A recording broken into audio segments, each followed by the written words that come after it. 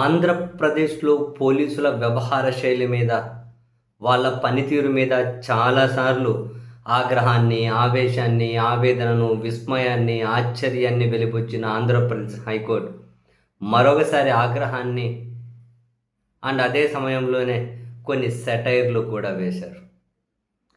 అయితే పత్తికొండలో ఒక నిందితుడు జడ్జి గారి ముందు మేజిస్ట్రేట్ ముందు లొంగిపోవడం కోసం కోర్టుకొచ్చి ఉంటే, కోర్టు హాల్‌లో ఉండంగానే జడ్జి గారి నిర్ణయం వెలువరించకముందే మఫ్టీలో వచ్చిన పోలీసులు, ఇద్దరు ఎస్ఐలు, ముగ్గురు పోలీసులు ఆయన ఎత్తుకొని పోవడం మీద అక్కడ న్యాయవాదుల సంఘం దాన్ని తీవ్రంగా పరిగణించింది.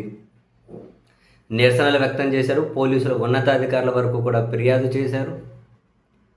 ఎక్కడా గనక రిజల్ట్ కనిపించకపోయేసరికి నెక్స్ట్ హైకోర్టులో పిటిషన్ వేశారు.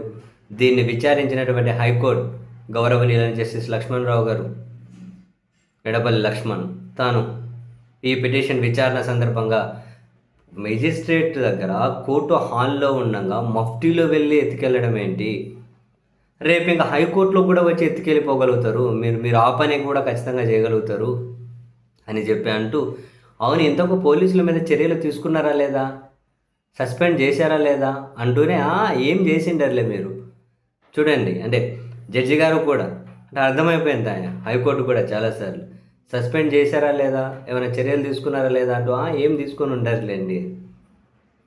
ప్రభుత్వం తరపు న్యాయవాది ఏమో లేదు వాళ్ళకి ఛార్జ్ మెమోలు ఇచ్చాము అది ఇదో లేదో చెప్పే ప్రయత్నం చేస్తే చివరికి న్యాయస్థానాల్లోకి వెళ్ళి ఎత్తుకెళ్ళడం ఏంటి, ఇది చాలా తీవ్రమైన అంశం అంటూ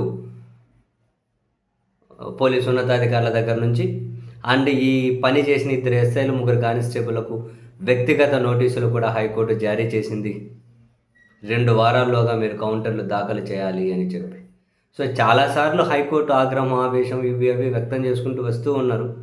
కానీ పోలీసులు మాత్రం వాళ్ళు అంటే ఇదే వాళ్ళు చేయాలనుకునేది రిపీటెడ్గా చేసుకుంటూనే వెళ్తూనే ఉన్నారు. మనం చాలాసార్లు అనుకున్నాం బహుశా హైకోర్టు ఏం చేస్తుంది లేండి ఆగ్రహాన్ని, ఆవేశాన్ని, ఆవేదనను, విస్మయాన్ని, ఆశ్చర్యాన్ని తప్ప అని అనుకుంటూ ఉన్నారేమో. కానీ హైకోర్టుకు ఉన్నటువంటి పవర్సు వాళ్ళు 1% వాడినా కూడా పరిస్థితులు చాలా తీవ్రంగానే ఉంటాయి. ఏదైనా కనుక వ్యవస్థను గౌరవించే ఎవరైనా ముందుకు వెళ్ళక తప్పదు. ఒక వ్యవస్థ మరొక వ్యవస్థను గౌరవించుకుంటూ పోవాల్సిందే. అన్నిటికీ మించి నిబంధనలు, చట్టం, రాజ్యాంగం అనేది అల్టిమేట్ అన్న సంగతి ప్రతి ఒక్కరూ గుర్తుపెట్టుకొని తీరాలి.